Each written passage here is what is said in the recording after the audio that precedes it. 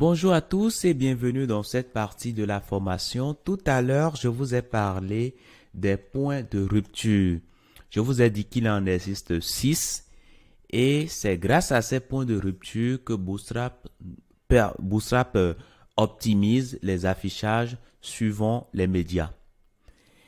Donc, pour ceux qui ont fait du CSS avec moi, vous vous rappelez qu'on a parlé des media queries. Les media queries, c'est tout simplement une fonctionnalité de CSS qui nous permet d'apporter tout simplement une structuration en fonction, bien sûr, de certaines conditions. Ça peut être des conditions posées sur la taille de l'écran, ça peut être des conditions posées sur la largeur ou bien la hauteur, etc. Donc, les media queries nous permettent tout simplement d'utiliser des scripts, d'utiliser des styles quand certaines conditions sont vérifiées. Ça, nous avons vu tout ça pour ceux qui ont fait du CSS avec moi.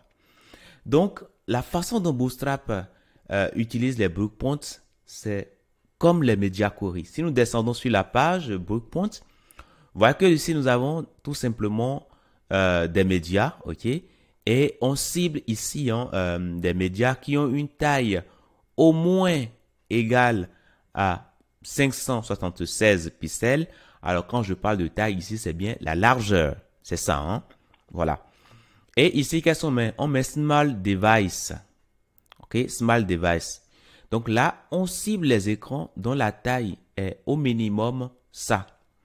Et donc, à l'intérieur ici, Bootstrap prévoit déjà un code qui sera utilisé sur notre contenu. Et c'est bien la raison pour laquelle nous allons avoir un affichage pour cette taille d'écran-là qui seront des affichages qui seront différents des affichages qu'on aura pour les autres médias, médium, large, etc., etc. Donc, il y a énormément de codes, de scripts qui sont déjà prédéfinis. Mais cela ne suffit pas toujours. Parfois, nous-mêmes, on a envie d'en faire plus que ce qu'on nous donne par défaut. Et pour y arriver, on peut tout simplement copier tout simplement ça et aller le mettre dans notre code. Donc, si je reviens ici, je vais créer au niveau de CSS. Rappelez-vous qu'on a créé un dossier Bootstrap, c'est bien. Nous allons créer directement un fichier dans CSS. On va créer un fichier qui va s'appeler style.css.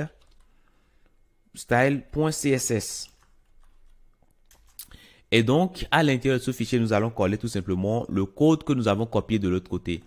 Alors, excusez-moi, il faut qu'on mette tout ceci en commentaire, ok? On va mettre tout ça en commentaire. Alors, excusez-moi. Bon, CTRL Z pour enlever déjà ça. Et nous allons mettre tout ceci en commentaire. Voilà. Donc là, c'est bon. Les 3 points que j'ai de part et d'autre, j'ai pas besoin de ça. Donc, je peux tout simplement tout enlever. OK? Je remplace ça par, voilà, par de l'espace vide. Et c'est tout. Donc, par défaut, Bootstrap définit des comportements selon les breakpoints. Mais nous, on peut changer ce comportement-là. Si nous voulons par exemple changer la couleur de fond par exemple, on peut le faire avec quoi? Avec background color. Mais ce background color là, nous allons le mettre sur le body. Très simple. Donc sur le body, on va définir la couleur d'arrière-plan. Background color.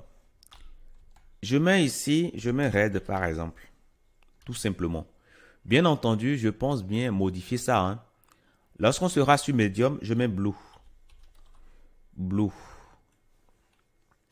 Excusez-moi, blue comme ça. Lorsqu'on sera sur du large, allez, on peut changer et mettre teal. Lorsqu'on sera sur large, large, on pourra mettre ici gold, voilà. Golden Road. Et lorsqu'on sera sur du ins, on pourra mettre ici, allez, on pourra mettre quoi? Il y a une couleur là. Voilà, violette. Tout simplement, ok? Si je fais ça, pour l'instant, si je viens ici, bien entendu, rien ne se passera. Rien ne se passera. Mais pourquoi nous n'avons pas au moins le test qui est affiché? On devrait avoir au moins ce test-là. Ou bien, pourquoi nous n'avons pas? Ben, nous allons simplement recharger. Hein, ou au pire des cas, essayer simplement d'éteindre d'abord ici. Hein. On clique là-dessus et on va recliquer à nouveau pour relancer hein, notre Go Live ou bien Live Server. Et là, de mon côté, c'est bon, c'est bien affiché. Maintenant, oui, pour l'instant, rien ne se passe, tout simplement parce que nous n'avons pas encore lié notre document web avec cette feuille de style que nous avons créée tout à l'heure. Et ça, nous pouvons le faire directement ici, ou bien en dupliquant ça. Et puis, en disant que dans CSS, nous allons prendre style.css. Alors, je le mets tout juste en dessous de Bootstrap et non le contraire parce que je veux d'une part avoir toutes les propriétés que j'ai dans Bootstrap et en plus de cela, je veux avoir les propriétés que je définis ici. Donc, si je reviens alors au niveau de ma page, qu'est-ce qui va se passer? Vous voyez que la couleur change, n'est-ce pas? La couleur, c'est désormais quoi? Si nous venons ici, nous avons cette couleur-là, ok? Voilà. Maintenant, si nous commençons par réduire la taille d'écran, vous voyez que ça change. Attendez, je vais agrandir un tout petit peu. Un instant. Je l'agrandis un tout petit peu. Vous voyez que les couleurs changent. Vous voyez, là, si je continue encore, voilà. Donc là, je suis dans du ins large. Voilà, j'ai une taille d'écran qui est supérieure à 1400 pixels. Quand je commence par réduire mon écran, je commence par réduire. Alors, excusez-moi, je vais l'agrandir pour que vous puissiez déjà bien voir. Je vais agrandir tout ça. Et je vais maintenant commencer par réduire. Alors là, un instant. Voilà, là, on était sur cette couleur-là. Lorsqu'on commence par réduire, à un moment donné, vous voyez que la couleur a changé. On est venu à teal. Et teal, c'est lorsqu'on se retrouve là. OK? Et lorsqu'on va continuer, on aura blue. Je continue. Et là, on a blue. Donc là, on est ici. Lorsque je vais continuer encore, qu'est-ce qui va se passer? Je continue.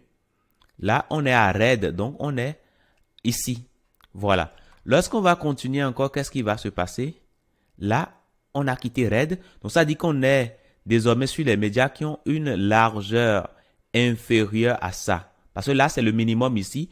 Mais lorsqu'on se retrouve ici, ça dit qu'on est en dessous de 576. Et la preuve, si nous faisons clic droit, inspecter, nous pouvons venir ici et venir sur cette icône-là pour dire que nous voulons la voir en bas. Donc, en haut ici, qu'est-ce que vous voyez? Bon, je vais défiler un peu. Vous allez voir la largeur. Hein. Voilà, largeur fois hauteur. Donc là, on est autour de 500. Lorsqu'on dépasse 576, vous voyez que là, ça change. Lorsqu'on est en dessous de 576, on n'a plus de couleur. Et ça, nous pouvons également cibler ces médias-là, tout simplement. Donc, on peut dire que les médias qui ont une largeur à partir de 0 pixels, nous allons changer la couleur de fond et mettre quelle couleur? Ben, nous pouvons mettre tout simplement voilà, cette couleur-là. OK? Donc, si je reviens ici, vous voyez qu'on a bien la couleur et ça, c'est bien. Donc, on aura toujours cette couleur jusqu'en bas. Et quand on l'agrandit, voilà. Donc, finalement, c'est de cette façon que Bootstrap fonctionne. Il y a des breakpoints et à l'intérieur de chaque breakpoint, il y a tout simplement un code spécifique. Et c'est cela même la puissance même de Bootstrap, c'est cela qui permet à ce que, quelle que soit la taille d'écran qu'on utilise, on arrive à avoir un contenu optimisé.